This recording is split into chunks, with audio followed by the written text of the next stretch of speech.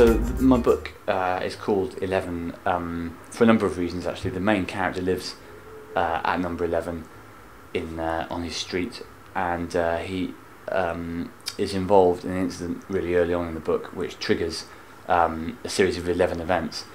His initials in the book are also XI, his name's Xavier, although it's not his real name in fact, as it turns out, don't want to spoil it. And XI again is the Roman numerals for 11, so 11 is kind of like a motif, a number which runs through the book. I think as numbers go, it's never had any real big publicity. You know, there's been films like 7, and I mean 7 has been such a successful number, and then the big ones like 10 and 100 and stuff. But 11 is sort of a kind of an underdog number, so hopefully this will see it really get what it deserves.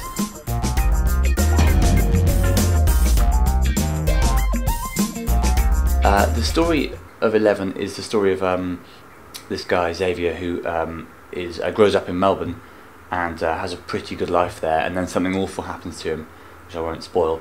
But because of this kind of a life-shattering moment, he's forced to change his name, change his identity, leave Australia, and come to London, where he becomes eventually a late-night talkback DJ, where he listens to people's problems, basically, and acts as a kind of counsellor to them, like people do on these shows, and has quite a kind of personal relationship with some of the listeners. But at the same time, during the days, he kind of keeps people at arm's length. So he's got this life where he is kind of professionally helpful and engaged with people, but in his real life, he tends to kind of back off, all because of this event from his past, which has kind of changed the way he relates to people. The action of the book is him gradually learning to forgive himself for this incident in his past and kind of begin life again, basically.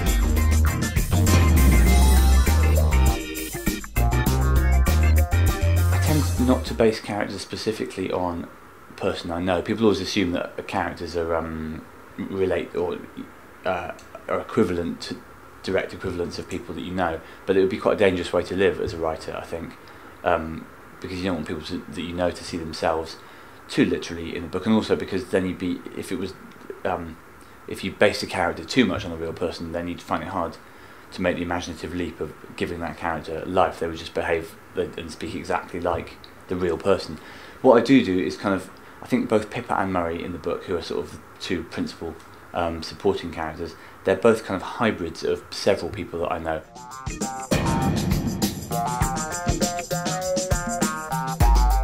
For me, there's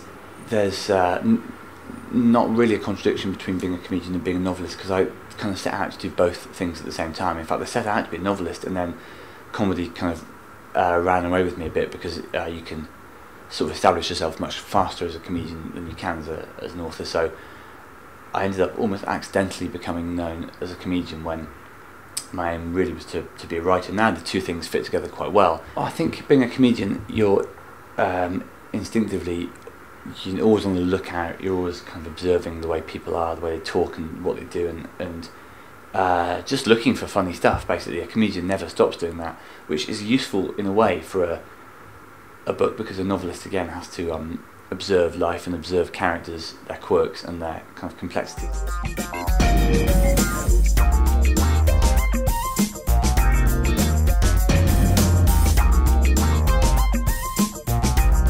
We've probably all had times in our lives where you're in a particular position of responsibility, which can be quite minor. Say you're driving a friend to work or something, or you're looking after their house or something like that, and it dawns on you that if something were to go seriously wrong, your friendship with them would just collapse, no matter how secure it might be.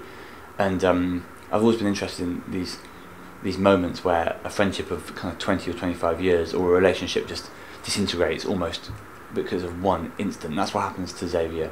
So I wanted to look at the consequences of something which, despite being pretty much an accident, could still destroy your life, and how you rebuild after that. And then more specifically, there was an instant which was in my subconscious really, which was that at school I observed a kid getting beaten up on a snowy day at school, and sort of pushed into the snow, and lots of people kind of piling snow on him. And I was also a kid at that stage. In fact, I think I was younger than them, so there's not a lot I could have done.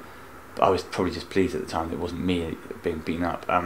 But that the sort of tiny amount of guilt of not having done anything to help that guy lingered for, I guess, about 15 years. And when I came to write this book, it seemed like a good incident to use as a starting point for this chain of events.